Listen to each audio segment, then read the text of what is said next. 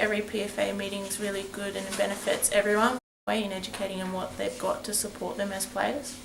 But even for us oldies, you could say, even though we're not that old, it's good just to reinforce that what they actually bring in and all the new stuff they bring into. I guess what I took out of it was, the future's quite bright for the league. Obviously there's been some good wins in, getting minimum standards up and everything. So I think, the future of this league and, what we're aiming for is quite bright, and I think, this season is a critical one. I think it's just important for especially the younger girls who are new to this and for them to understand it, but even myself, obviously having the W League as a part of it now is great. I think it's really exciting, like that it's now expanding into the W League, and that more players are going to get supported, and I think that there's going to be a big change and for the better towards women's football. I think it's really just about that collective emphasis, banding together as a playing group, and you see a lot of credible former players coming together and sort of going through really what Kate targeted, being the W League now is at that point where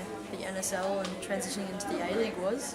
So I think it's sort of our turn now to all come together and really represent that. I'm talking to quite a few people overseas. They'd love to come to Australia and play, and I think if we got more of a draw card in the professionalism and what the league can be, I think we'd get a lot more viewers, quality players from overseas, develop the league a lot more. I think if we can get a round robin where you actually get to play every team twice and get a consistent, decent sized league, then that'll be making steps forward, and it'll attract players because there's already been so many massive names that have come to the league. The foundations that the older players and senior players have established for the future and the current players, I think it's quite important to understand how difficult and how hard they had to work.